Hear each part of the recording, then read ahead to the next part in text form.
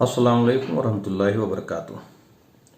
जैसा कि इस्लाम में कंसेप्ट है दोजख और जन्नत का, और हमारा ये यकीन है और हमें ये इल्म भी दिया गया कुरान में कि एक दिन अल्लाह इस धरती को, इस ज़मीन को, सारी इंसानियत को, इस ज़मीन पर रहने वाले लोगों को ख़त्म कर देगा और क़यामत के दिन दोबारा उनकी रूहों को उनके जिस्मों में लौटा देगा और हू बहू एज इट इज़ इंसान जैसा हमारा शक्ल सूरत है हू बहू हम उस दिन उठाए जाएंगे और हमारे अमलों का हिसाब होगा कि हमने दुनिया में क्या किया था, और उसके बेसिस पे दोजख होगा या जन्नत होगा। तो जो लोग एक मालिक पे यकीन रखते हैं और आमल सालिहात करते हैं और हक बात की वसीयत करते हैं और सब्र करते हैं, उनका मामला जन्नत होती है। ये तो हुआ इस्लाम का कंसेप्ट, और इस बात का हमें यकीन भी है। और यही ज्ञान पहले भी जितने भी नबी, जितने भी दूत आए हैं, रसूल आए हैं, उनके ज़रिए सारी इंसानियत को यही ज्ञान दिया गया कि भाई ये हमारा ज़िंदगी जो है एक इम्तिहान है, एक टेम्प्रोरी लाइफ है, और हमारे इम्तिहान का असल जो है रिज़ल्ट क़यामत के दिन होने वाला है और उस दिन हमारे कर्मों का हिसाब होगा। तो कई हिंदू भाई जो हमारे दोस्त हैं, और जब उनसे बातें होती हैं तो एक साहब ने कहा कि भाई ये सब चीज़ें हम लोग नहीं मानते हैं, हमारे यहाँ ये सब चीज़ें नहीं हैं, हमारे यहाँ हिंदू धर्म में जो है पुनर्जन्म का कंसेप्ट है और बार बार हम लोग जो है जन्म लेते रहेंगे। तो मैंने बोला ऐसा तो नहीं है, आपके यहाँ भी पुनर्जन्म बोला जाता था, क्या आपने गौर किया पुनर का मतलब क्या होता है? पुनर का मतलब होता है दोबारा। जैसे हाईवे पे बोर्ड लिखा रहता है कि पुनः पधारे, तो पुनः का मतलब होता है दोबारा पधारे। तो दोबारा जीवन, चूंकि आत्मा अमर है, आप भी अमर कहते हो, तो आज मौत क्या है? तो मौत एक ट्रांसफॉर्मेशन है इस दुनिया से, आत्मा से, शरीर से आत्मा का निकलने का नाम है। तो आत्मा जीवित है, अमर का मतलब होता है ना मरने वाला। तो जैसे बात है, जो चीज़ मरा नहीं उसका कुछ तो होगा ना। तो सारी आत्माएं उस दिन का इंतजार करेंगी वहाँ परमात्मा के यहाँ, जिस दिन इस धरती को मालिक ख़त्म कर देगा और उन सारी आत्माओं को उनके शरीर में दोबारा लौटाया जाएगा। ये है पुनः जन्म, पुनर्जन्म, और यही बात कुरान भी कह रही है। तो दो बातें कहाँ हुई? फिर जहाँ पे स्वर्ग और नरक का मामला है, तो हम लोग तो दोजख और जन्नत कहते हैं, स्वर्ग और नरक तो आपके यहाँ की टर्मिनोलॉजी है, ये वेदों की टर्मिनोलॉजी है।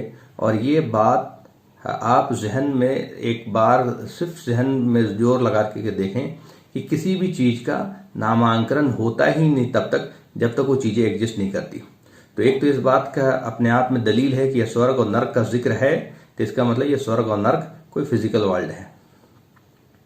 दूसरा, सबसे बड़ी बात, मैंने बोला कि भाई मैं अगर आपके इन जो आप दलील स्वर्ग और नरक का मांग रहे हैं, तो मैं आपके दलील आपके ही घरों से, आपके ही कल्चर से अगर दे दूं तो? बोला कैसी बात कर रहे हैं, हमारे यहाँ तो स्वर्ग और नरक का ये दुनिया ही स्वर्ग है अगर अच्छे से हैं, और यहाँ बुरे से हैं तो यही नरक है। बोले नहीं, देखिए आप घर को क्या लिखते हैं? निवास, उनके घर के बाहर भी निवास लिखा हुआ था। हमने आप घर को क्या लिखते हैं? निवास, कहीं पे सुशील निवास, कुटीर निवास, जो भी है, लेकिन निवास लिखते हैं। तो हमने पूछा निवास का क्या मतलब हुआ? तो बोले रहने की जगह। तो फिर वास का क्या मतलब होगा? तो वो चौंके थोड़ा, बोले वास का भी मतलब रहने की जगह। तो बोले ऐसा कैसे हो सकता है भाई, निवास का मतलब भी रहने की जगह होगा, वास का मतलब भी रहने की जगह होगा।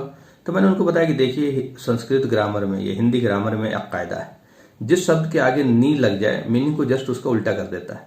जैसे निसंतान, निसंदेह, निसंतान मतलब कोई संतान नहीं, निसंदेह मतलब कोई संदेह नहीं। जज किसी को बरी करता है, कहता है ये निर्दोष है।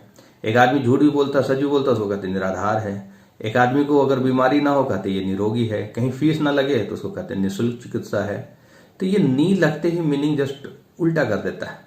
वास कहते हैं रहने की जगह को, तो निवास का क्या मतलब होता है? ना रहने की जगह।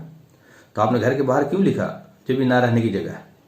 तो वो सोचने लगे, हाँ भाई ये तो अगर ना रहने की जगह तो घर के बाहर, हमने गलत नहीं लिखा।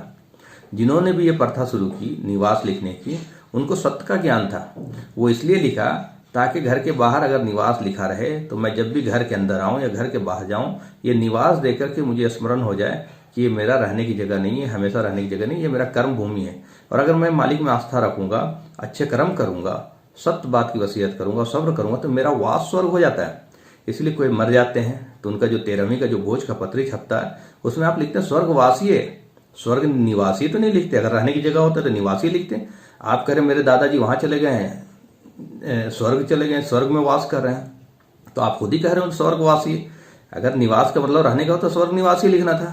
तो आप इस घर को निवास लिख रहे हैं और मरने के बाद जो जगह है जहां वो जा रहे हैं उसको वास लिख रहे हैं, तो ये तो आपके घरों में मौजूद है, आपके कल्चर में मौजूद है, आप इसको कैसे झुठला सकते हैं?